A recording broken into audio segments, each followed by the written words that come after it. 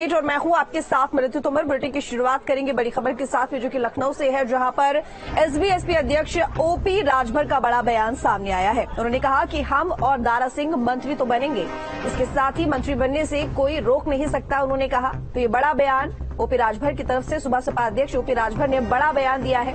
उन्होंने कहा कि हम और दारा सिंह मंत्री तो बनेंगे और हमें मंत्री बनने से कोई रोक नहीं सकता है।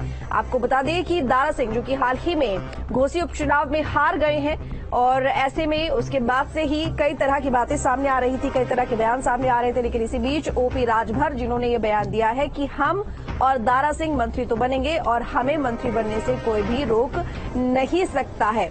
इस बयान को लेकर भी कई मायने निकाले जा रहे हैं। आपको बता दें कि सुबह सपा के अध्यक्ष हैं ओपी राजभर, और उनकी बयानबाजी जो कि अक्सर ही चर्चाओं में रहती है, और एक और उनका बड़ा बयान जिसमें उन्होंने कहा कि हम और दारा सिंह मंत्री बनेंगे, जरूर बनेंगे, और हमें मंत्री बनने से कोई नहीं रोक सकता।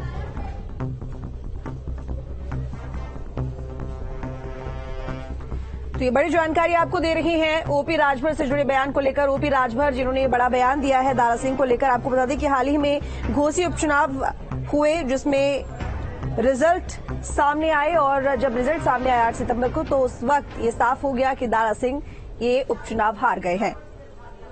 तो ऐसे में ओपी राजभर, जो कि बड़ी बड़ी बातें कर रहे थे इस उपचुनाव से पहले कि बीजेपी ही जीतेगी, दारा सिंह ही जीतेंगे, तमाम तरह की बयानबाजी उनकी तरफ से की गई, और अब उन्होंने ये बड़ा बयान दिया है। उन्होंने कहा है कि भले ही दारा सिंह हार गए हों, इससे कोई फर्क नहीं पड़ता, लेकिन हम और दारा सिंह मंत्री जरूर बनेंगे और हमें मंत्री बनने से कोई नहीं रोक सकता है। दारा सिंह, जो कि हाल ही में समाजवादी पार्टी से इस्तीफा देकर बीजेपी जिन्होंने ज्वाइन की, और वहीं ओपी राजभर की बात करें तो वो भी बीजेपी से अलायंस में हैं, जुड़े हुए हैं, और ऐसे में उनकी तरफ से ये बयान, जिसके कई मायने निकाले जा रहे हैं, वो यही कि आखिर हारने के बाद भी उन्हें मंत्री बनने से कोई नहीं रोक सकता। तो क्यों निखिल शर्मा हमारे साथ जुड़े ज्यादा जानकारी के साथ में। निखिल, आपसे जानना चाहूंगी, ओपी राजभर, जो कि अक्सर अपनी बयानबाजी को लेकर चर्चाओं में रहते हैं, उन्होंने एक और बड़ा बयान दे दिया है, और वो ये कि हम और यहाँ पर जो दारा सिंह है, उन्हें मंत्री बनने से कोई नहीं रोक सकता है और हम मंत्री जरूर बनेंगे। इस बयान की क्या मायने निकाले जाएं, वो भी तब जब घोसी उपचुनाव में दारा सिंह हार गए हैं। देखिए, दो बातें साफ है। एक तो ओम प्रकाश राजभर अपने बड़बोलेपन के लिए जाने जाते हैं। यही वजह है कि आप देखिए पिछले 2 दिनों तो सोशल मीडिया पर चर्चा का विषय बने हुए हैं, पोस्टर उनके चर्चा पर है, और दूसरी तरफ लगातार वो इस तरह के दावे करते हैं, उसको लेकर भी सवाल उनके ऊपर खड़े होते हैं।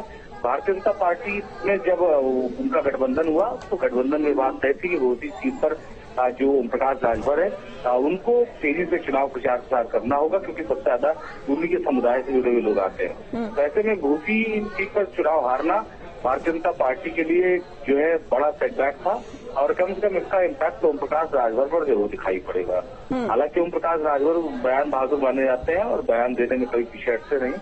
उनका बयान जो आया है वो इस बात का संकेत दे रहा है कि उन्हें जो आश्वासन दिया गया था चुनाव से पहले भारतीय जनता पार्टी की तरफ से, उसको अभी वो मान के चल रहे हैं, पक्का मान के चल रहे हैं, उन्हें चुनाव के बाद मंत्री पद जो है दे दिया जाएगा।